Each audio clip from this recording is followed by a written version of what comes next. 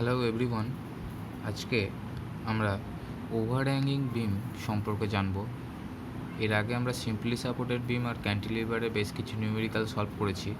আজকে ওভারহ্যাঙ্গিং বিমের point load দিয়ে একটা নিউমেরিক্যাল সলভ করব। তো আমরা জানি একটা বিমের ওভারহ্যাঙ্গিং বিম কখন বলা হবে।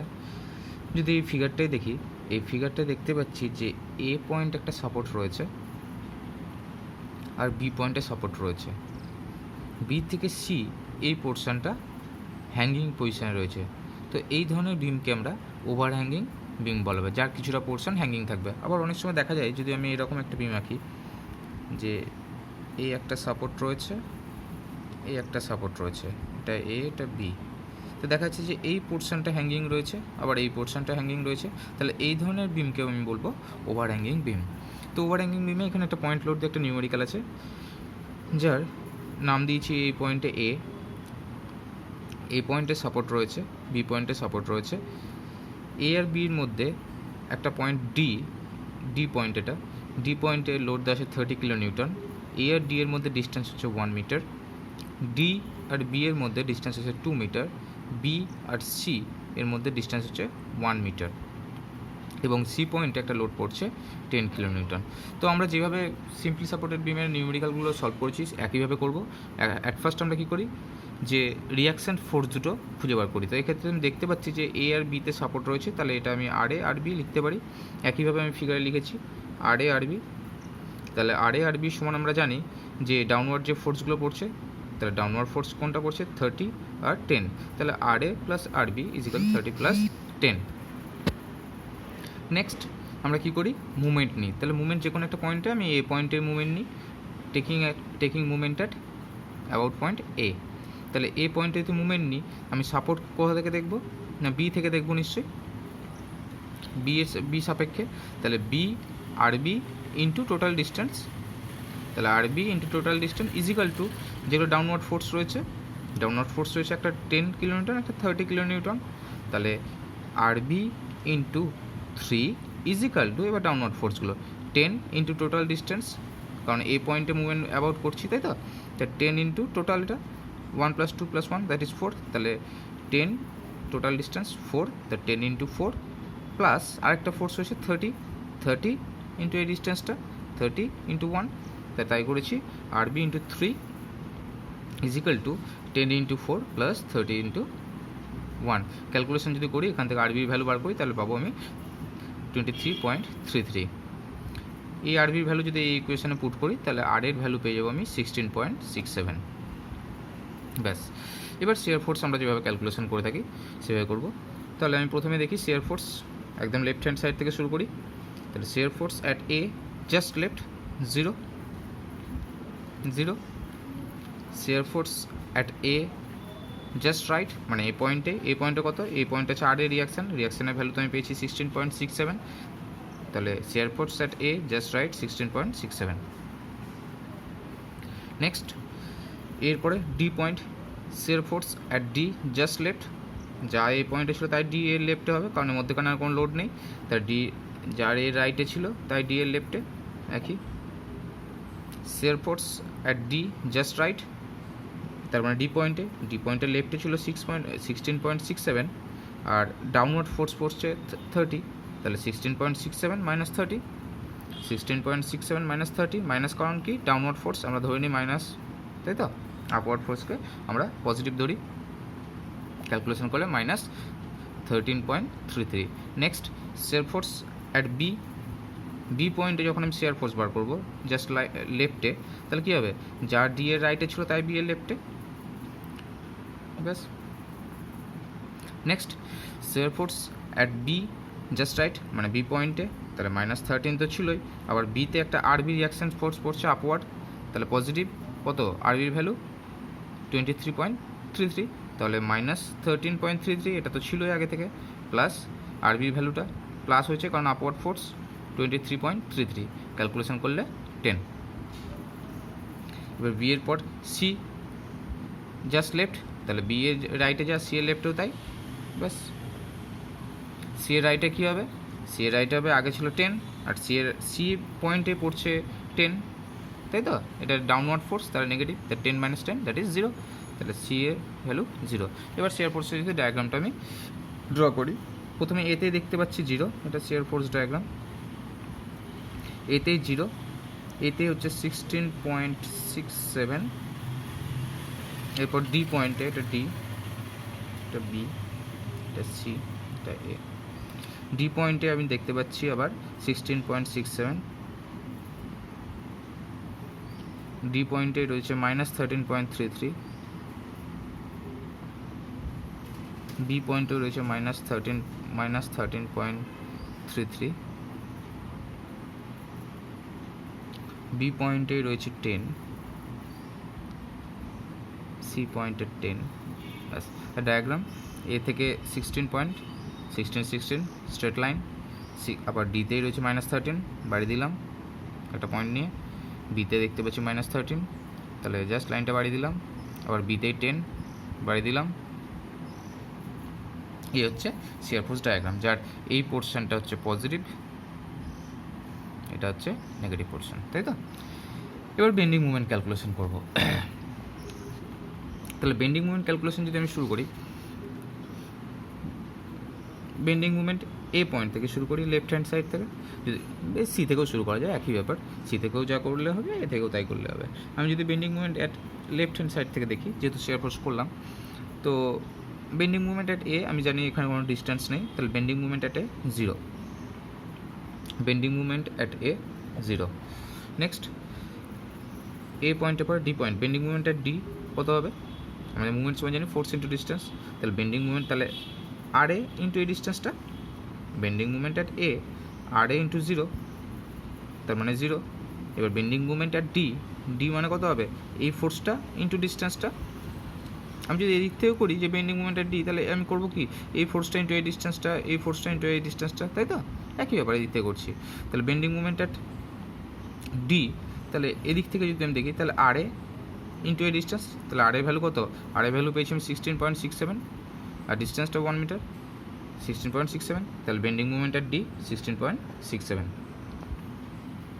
কারণ এখানে পজিটিভ হলো, কারণ কি না, আর এটা হচ্ছে আপওয়ার্ড, আমরা জানি। Next bending movement at B, bending movement at B যদি আমি দেখি, যদি আমি এই দিক থেকে ক্যালকুলেশন করি, তাহলে একটু বড় হবে, এই দিক থেকে ক্যালকুলেশন করলে একটু কম ছোটো হবে। তো যদি আমি আর বি বার করি, বেন্ডিং মুভমেন্ট অ্যাট বি বার করি, তাহলে কী হবে দেখি, যদি এই দিক থেকে দেখি, তাহলে প্রথমে হবে আর এ ইন্টু এই ডিস্টেন্সটা -30 ইন্টু এই ডিস্টেন্সটা, তাই তো? তো এটা যদি আমি ক্যালকুলেশন করি যা আসবে, আমি যদি দেখি যে আর বি বার, যদি আমি বেন্ডিং মুভমেন্ট অ্যাট বি বার করি, তাহলে এই দিক থেকে ক্যালকুলেশন করেও সেম আসবে, কারণ এই থেকে দেখতে পাচ্ছি যে এই দিক থেকে যদি বার করি তাহলে একটাই ফোর্স পাচ্ছি, কিন্তু যদি আমি বেন্ডিং মুভমেন্ট অ্যাট বি বার করি, এই দিক থেকে ক্যালকুলেশন করি, তাহলে দেখা যাচ্ছে আমি একটা এই ফোর্স পাচ্ছি, একটা এই ফোর্স পাচ্ছি, তাহলে ইকুয়েশনটা আমার লেন্দি হচ্ছে। কিন্তু এদিক থেকে করলে কিন্তু শুধু এই ফোর্সটাই পাবো, কারণ আর বির ভ্যালু তো ইন্টু 0, এটা 0ই হয়ে যাবে, শুধু একটাই ফোর্স পাচ্ছি। তাহলে বেন্ডিং মুভমেন্ট অ্যাট বি হচ্ছে 10 × 1, 10 × 1 মাইনাস কেন দিয়েছি? কারণ দেখতে পাচ্ছি যে 10 যে ফোর্সটা আছে সেটা ডাউনওয়ার্ড, তো জন্য মাইনাস দিয়েছি। যদি আমি এই বেন্ডিং মুভমেন্ট অ্যাট বিটা যদি আমি এইভাবে বার করি, যে বেন্ডিং মুভমেন্ট অ্যাট বি যদি বার করতে চাই আমি এই দিক থেকে, তাহলে কী লিখবো না, আর এ ইন্টু 3 মাইনাস 30 ইন্টু 2। আর এর ভ্যালু যদি আমি ক্যালকুলেশন করি, তাহলে 16.67 ইন্টু 3, এবার তাহলে এখানে ইন্টু 3 করলে কত হবে? 16.67 ইন্টু 3 মাইনাস 30 ইন্টু 60।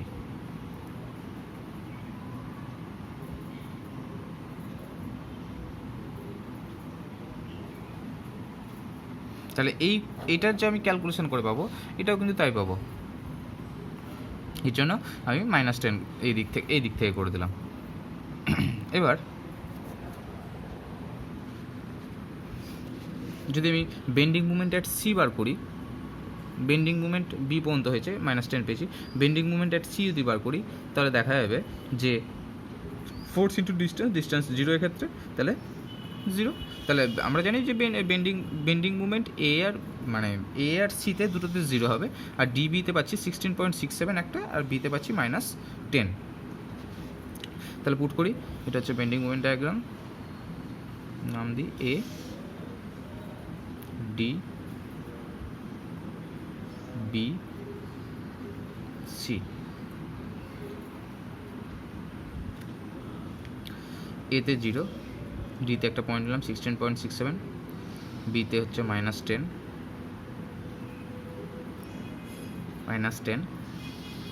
সিতে হচ্ছে 0। তাহলে এ থেকে প্রথমে এটা বাড়িয়ে দিলাম, আবার এরপর বিতে পাচ্ছি এই পয়েন্টে লাইনটা টানলাম এই।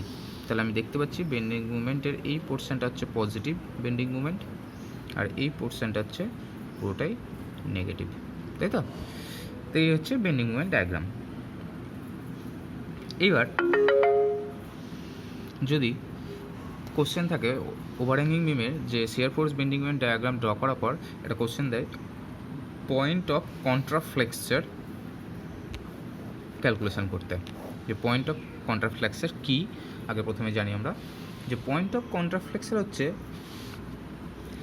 যে পয়েন্টে বেন্ডিং মুভমেন্ট সাইন চেঞ্জ করা। আমি দেখতে পাচ্ছি যে এই বেন্ডিং মুভমেন্ট ডায়াগ্রামের এই পুরো পোর্শনটা পজিটিভ আর এই পুরো পোর্শনটা নেগেটিভ। তাহলে যে পয়েন্টে এখানে এক্ষেত্রে এই ফিগার যদি দেখি, তাহলে এই ফিগার কোন পয়েন্টে বেন্ডিং মুভমেন্ট সাইন চেঞ্জ করছে, নিশ্চয়ই এই পয়েন্টে। তাহলে আমি এই পয়েন্টের নাম দিলাম ই। তাহলে যে পয়েন্টে বেন্ডিং মুভমেন্ট সাইন চেঞ্জ করে সেই পয়েন্টকে বলা হয় পয়েন্ট অফ কন্ট্রাফ্লেক্সার। এবার এই পয়েন্টটার ডিস্টেন্সটা আমাকে বার করতে হবে। কোশ্চেনে দেয় যে এই পয়েন্টের ডিস্টেন্সটা বার করতে হবে। কী করে বার করবো না, দেখি ফিগার দেখেই আমি করব। আমরা দেখতে পাচ্ছি যে এই একটা ত্রিভুজ, এই একটা ত্রিভুজ, আবার এই একটা ত্রিভুজ, দুটো ত্রিভুজ। আমি বার করতে চাইছি এই ডিস্টেন্সটা এইখান থেকে বা এইখান থেকে, এই ডিস্টেন্সটা কোথায়, এই পয়েন্টটা কোথায়। তাহলে আমি ডি আর বি এর মধ্যে টোটাল ডিস্টেন্স কত, আমি ডি আর বি এর মধ্যে আমি ছবিতে পেয়েছি ডি আর বি এর মধ্যে ডিস্টেন্স হচ্ছে 2 মিটার, মানে এই ডিস্টেন্সটা হচ্ছে 2 মিটার, এটা হচ্ছে টোটালটা হচ্ছে 2 মিটার। আমি ধরলাম ডি থেকে এই ই পর্যন্ত এই ডিস্টেন্সটা হচ্ছে এক্স, ডি থেকে ই পর্যন্ত এক্স, ডি থেকে বি পর্যন্ত 2 মিটার। তাহলে এইটুকু কত, এইটুকু হচ্ছে 2 মাইনাস এক্স, এইটুকু যদি আমি লিখতে চাই 2 মাইনাস এক্স, এইটুকু, তাই তো? এইখান থেকে এইটুকু এক্স, তাহলে এখান থেকে এইটুকু 2 মাইনাস এক্স, কারণ টোটাল ডিস্টেন্সটা হচ্ছে 2 মিটার। তাহলে এবার দুটো ত্রিভুজ আমি পাচ্ছি। আমরা ত্রিভুজের রুল হিসাবে জানি সিমিলার ট্রায়াঙ্গেলের রুল, যে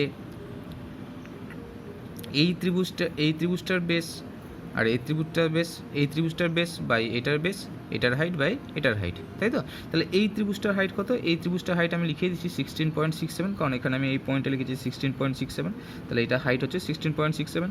আবার এই ত্রিভুজটা যদি আমি দেখি, তাহলে এই ত্রিভুজটার হাইট হচ্ছে 10, কারণ এখানে আমি লিখেছি 10, তাহলে এই ত্রিভুজটার হাইট 10, এই ত্রিভুজটার হাইট হচ্ছে 16.67।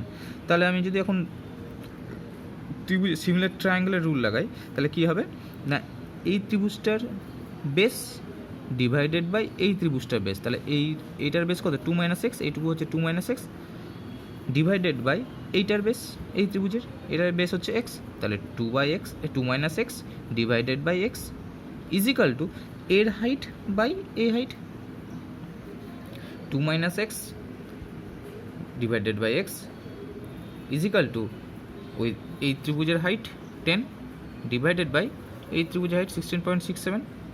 আমি যদি এটা ক্যালকুলেশন করি, তাহলে এক্সের ভ্যালু পাবো 1.25 মিটার। তাহলে এই ক্ষেত্রে এই নিউমেরিক্যালে পয়েন্ট অফ কন্ট্রাফ্লেক্সারটা রয়েছে ডি বিন্দু থেকে 1.25 মিটার দূরে, কারণ এক্সের ভ্যালু হচ্ছে আমার 1.25 মিটার। তো এই হচ্ছে পয়েন্ট অফ কন্ট্রাফ্লেক্সার।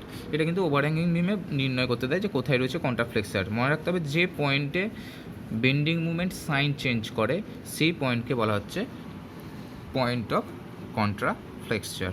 তাহলে এই হচ্ছে একটা নিউমেরিক্যাল ওভারহ্যাঙ্গিং বিমের। নেক্সট দিন আমরা আরও একটা নিউমেরিক্যাল সলভ করবো ওভারহ্যাঙ্গিং বিমের। Thank you.